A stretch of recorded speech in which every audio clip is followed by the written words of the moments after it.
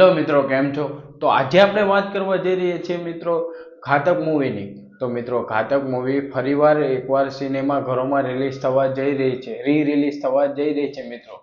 અને તમને ખબર જ હશે કે ગદર 2ના ટાઈમ પર સની દેઓલની મૂવી ગદર 1 પણ રિલીઝ કરવામાં આવી હતી. એવી જ રીતે મિત્રો ઘાતક પણ રિલીઝ કરવામાં આવે છે.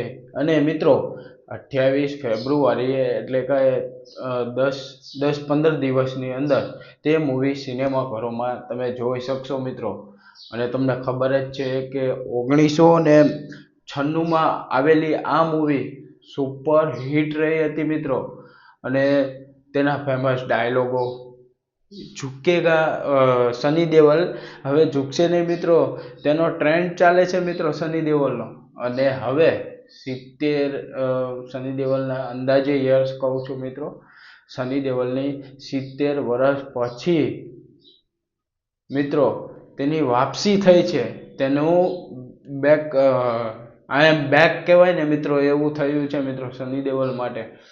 અને એવું પણ બને મિત્રો કે જાતની સાથે સિનેમાઘરોમાં કાંઈક લાસ્ટમાં કાંઈક નવું જ જોવા મળે મિત્રો. તેનો ખુલાસો નથી કરતો પણ એવું જોવા મળે રાજકુમાર સંતોષી દ્વારા. અને એવું પણ બને કે આ ઘાતક મૂવી બોક્સ ઓફિસ પર સારા એવા ફરીવાર કમાઈ કરે તો મિત્રો તેનો બીજો ભાગ પણ જોવા મળે. તો મિત્રો આજે આપણે વાત કરીશું ઘાતક મૂવીની, તેની સ્ટોરી લાઈન, તેની ફેમસ ડાયલોગો, તેનું કલેક્શન, તે બધું વિશે આપણે વાત કરીશું મિત્રો. અને કોમેન્ટ કરજો મિત્રો, આ 28 ફેબ્રુઆરીએ ઘાતક મૂવી આવે છે મિત્રો, અને શું તમે જોવા જશો કે નહીં જોવો તે ખાસ કોમેન્ટ કરજો મિત્રો.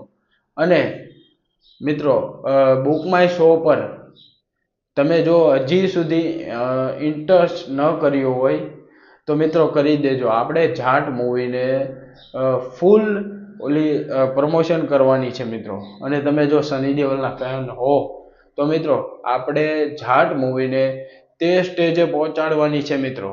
અને આગળ પાછળ લાઈનમાં બધી મૂવીઓ છે તે પણ આપણે તેના પ્રમોશન પણ કરવાના છે મિત્રો. તેને પણ ફૂલ સપોર્ટ કરવાનો છે. જેવી રીતે કે બોર્ડર 2ની પણ ઓલું શું કહેવાય, બોર્ડર 2નું પણ શૂટિંગ ચાલુ થઈ ગયું છે. અને થોડાક તેનું પણ સ્ટાર્ટિંગ શરૂ થઈ ગયું છે. અને લાહોર 1947નું એપ્રિલમાં અથવા ત્રીજા મહિનામાં તેનું કાંઈક અપડેટ જોવા મળે. અથવા ઘાતક મૂવી આવે છે થોડાક જ દિવસોમાં, તેમાં પણ કાંઈક આપણને લાહોર 1947નું રાજકુમાર સંતોષી આપણને કાંઈક એવું અપડેટ આપે. તો મિત્રો ચાલો આપણે જોઈએ. તો મિત્રો સની દેઓલની જો વાત કરીએ તો ઘાતક મૂવીમાં સની દેઓલ, મીનાક્ષી અને અમરીશ પુરી જેવા કલાકારો મુખ્ય ભૂમિકામાં રહ્યા છે મિત્રો. અને ખાસ વિલન, ડેન્જર વિલન ડેની પણ હતા.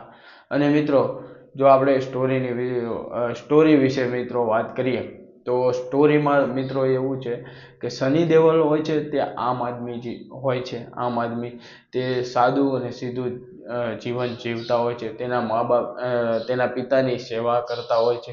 બસ એનો તે જ ધ્યેય હોય છે, બીજું કાંઈ નથી હોતું.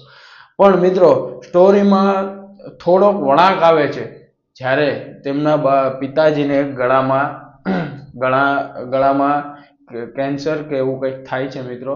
ત્યારે તે શહેરમાં જાય છે. અને શહેરમાં જાય છે પછી ત્યાં તેને ખબર પડે છે કે અહીંયા તો આ શહેરમાં ઘાતિયાનો ખોફ છે મિત્રો. અને પછી ત્યારે પણ તે ચૂપ રહે છે. પણ જ્યારે તેમના પિતાને ગળે પટ્ટો બાંધે છે અને ઓલું કરે છે, જ્યારે ત્યાંથી મૂવી વળાંક લે છે. ત્યાંથી મિત્રો જ્યાં સન્ની પાજીનો અસલી અવતાર દેખાડવામાં આવે છે મિત્રો ઘાતક મૂવીમાં. અને તમને બધાને ખબર જ હશે કે સની દેઓલનો એક્શન અવતાર કેવો હોય છે મિત્રો. તે મૂવીના અમુક સીન્સ હજી પણ લોકો જોઈ તે મૂવી હજી પણ ટીવીમાં આવે મિત્રો તો હજી પણ ફેમિલી સાથે જોવામાં આવે છે મિત્રો. તે 10 વાર 12 વાર 15 વાર મિત્રો તે મૂવી એવી છે કે થાકતા જ નથી મિત્રો. તે મૂવી જોવાની મજા જ આવે. અને મિત્રો છેલ્લે કાત્યાનો જે ખોફ હોય છે તે પૂરો કરે છે, કાત્યાને ખતમ કરે છે અને ત્યાં પિક્ચર પૂરું થાય છે મિત્રો. અને તેના ફેમસ ડાયલોગ વિશે જો આપણે મિત્રો વાત કરીએ तो ये मजदूर का हाथ है कात्या, लोहा पिघला कर उसका आकार बदल देता है, ये खून पसीने से कमाई हुई रोटी की ताकत है, मुझे किसी के टुकड़ों पर पड़ने की जरूरत नहीं. મિત્રો આવા બધા ડાયલોગ હજી પણ ફેમસ છે. અને એક ડાયલોગ જે મને ગમે છે તે ડાયલોગની વાત કરીએ તો આ ડાયલોગ મને બહુ ગમે છે મિત્રો.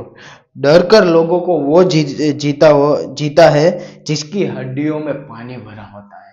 અને છેલ્લો લાસ્ટ, जो गुर्दा रखता है उससे ही जीने का हक है. આવા બધા સની દેઓલના ડાયલોગ તેમને શૂટ થઈ જાય છે મિત્રો. અને મિત્રો જો તેની કલેક્શન વિશે જો આપણે વાત કરીએ તો મિત્રો તેને 220 સ્ક્રીન જ મળી હતી તે સમયમાં. અને પહેલા દિવસે 8 કરોડની કમાણી કરી હતી મિત્રો તે મૂવીએ. અને પહેલા અઠવાડિયે 2 કરોડ ને 27 લાખની કમાણી કરી હતી પહેલા અઠવાડિયે. અને મિત્રો ટોટલ નેટ ગ્રોસની જો વાત કરીએ તો 15 કરોડ ને 23 લાખ હજારની કમાણી કરી હતી મિત્રો. અને આ મૂવી રાજકુમાર સંતોષી પ્રોડક્શન બેનરની નીચે બનેલી છે મિત્રો. અને મિત્રો આ મૂવીની વાત જ ન થાય. તેના ગીતો, તેના ડાયલોગ્સ, તેની એક્ટિંગ સુપર, તેની કોમેડી. મને તો મિત્રો આ મૂવી 28 ફેબ્રુઆરીએ આવશે એટલે હું જોવા જવાનો છું. શું તમે જવાના છો? તો મિત્રો કોમેન્ટ કરજો.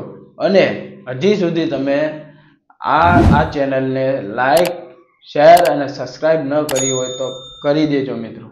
તો મિત્રો આ હતી આજની ખાસ અપડેટ મિત્રો. તો આજ માટે બસ એટલું જ. જય શ્રી રામ.